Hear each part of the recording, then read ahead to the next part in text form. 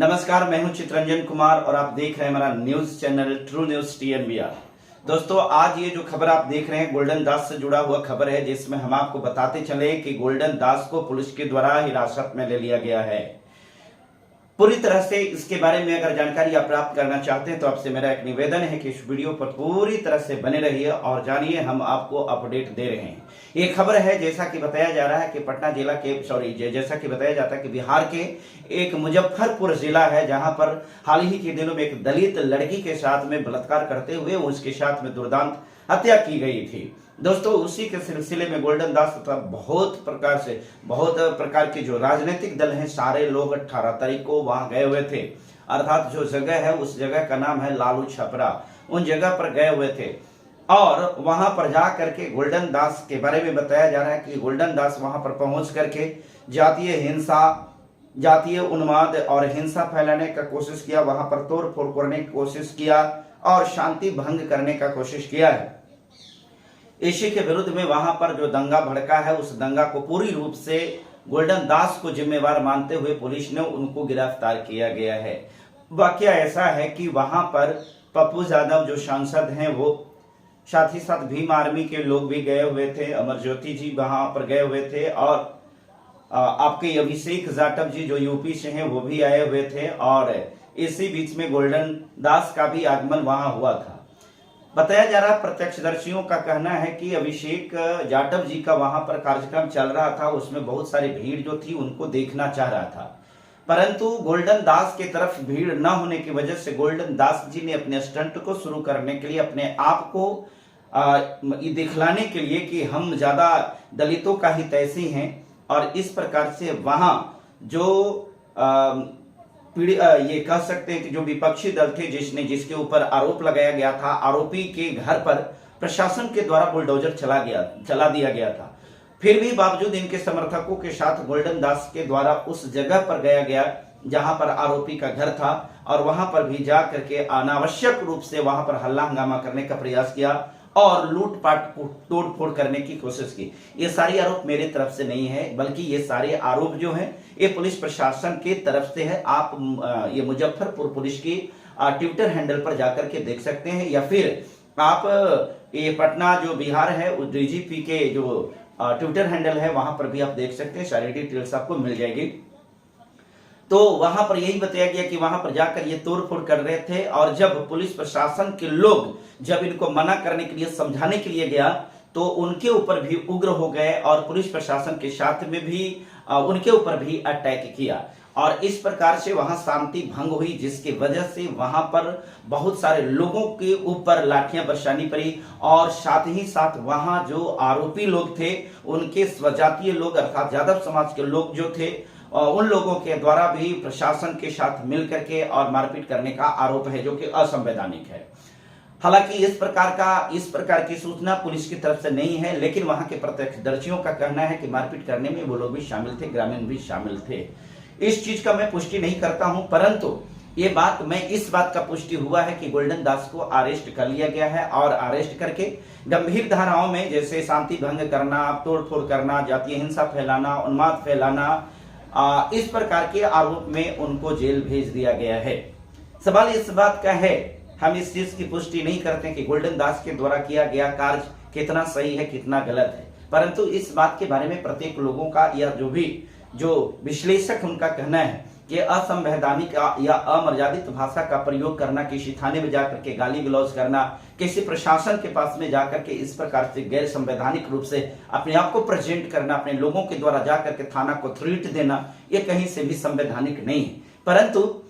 प्रशासन के द्वारा अरेस्ट करने के बाद उनका सारा जितना भी रिकॉर्ड है, उनका क्रिमिनल रिकॉर्ड्स को निकाला गया, जिसमें लगभग 13 गो केस उनके ऊपर हैं। हालांकि गोल्डन दास हमेशा कहे हैं फेसबुक पर, ट्विटर पर या जितने भी उनके जो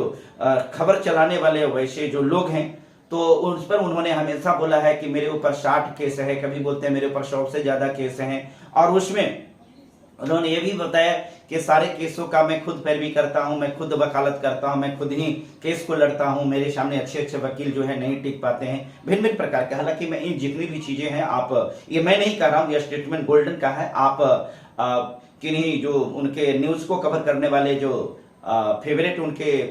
जो न्यूज रिपोर्टर्स हैं उनके चैनल्स पर जा करके आप देख सकते हैं कि ये किस प्रकार से अपने आप को ये कहें। मैं जो भी बातें कर रहा हूँ इस सारा चीज का आधार है। कोई व्यक्ति अगर हमारी बातों से इत्तेफाक रखता है, अगर हमारी बातों को उससे लगता है कि मैं गलत बोल रहा हूं, तो आप इन तमाम तथ्यों को सुन सकते हैं। क्योंकि मैंने जो भी बात बताया, एक स्टेटमेंट जो पुलिस की तरफ से, दूसरा स्टेटमेंट जो गोल्डन दास खुद दिए हैं उनके तरफ से। सवाल इस बात का है कि क्या गोल्डन दास को जो गिरफ्तार किया गया है वो गिरफ्तारी अवैध है? क्या गोल्डन दास के ऊपर जो ये कानून का हथौड़ा चला है, क्या ये अवैध है? क्या ये असंवैधानिक है? सवाल इस बात का है कि मुजफ्फरपुर में जो लालू छपरा गांव में, जहां पर पीड़िता के गांव में सारे लोग थे, वहां पर प्रशासन के द्वारा, कोर्ट के द्वारा त्वरित कार्रवाई करते हुए 12 घंटे के अंदर में उनको अरेस्ट नहीं होने के बाद वहां पर बुलडोजर चलाया गया है।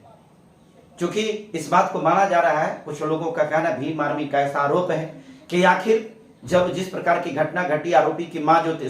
पीड़िता की मां जिनकी ये हुई है, रूपा की मां, वो बार बार कह रही थी कि मेरी बेटी के साथ इस प्रकार के करने वाला संजय राय है। बावजूद इसके थाना जो पारू जो थाना है उसके द्वारा ये मौका दिया गया है उस आरोपी को भागने का। तो इस प्रकार के भी आरोप है जो कि सत्य साबित होता है। अगर बार बार अपराधी, बार बार अगर पीड़िता पक्ष से ये बातें आ रही हैं कि फलना ने ऐसा किया है, तो तत्काल प्रशासन को चाहिए था कि इस प्रकार के गंभीर अपराध में उनको तत्काल जाकर के अरेस्ट करना चाहिए था, परंतु प्रशासन से बड़ी चूक हुई। सवाल इस बात का है कि आखिर दलित के साथ ही प्रशासनिक चूक क्यों हो जाती है?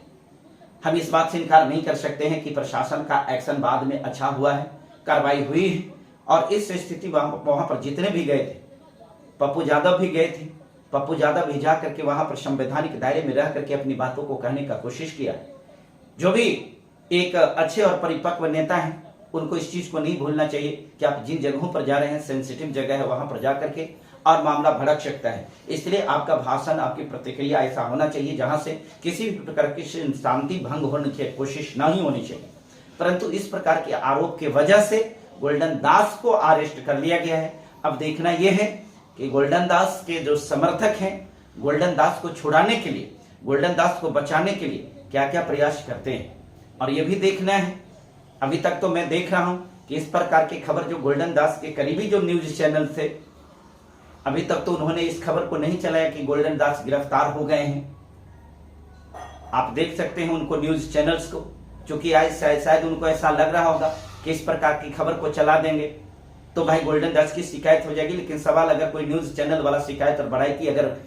इस बात को सोचने लगेगा तो फिर समझ सकते हैं कि वो व्यक्ति अपने व्यूज के लिए, कहते हैं ना कि अपने व्यूज के लिए सिर्फ काम करना, तो ऐसा करने की कोशिश कर रहे हैं।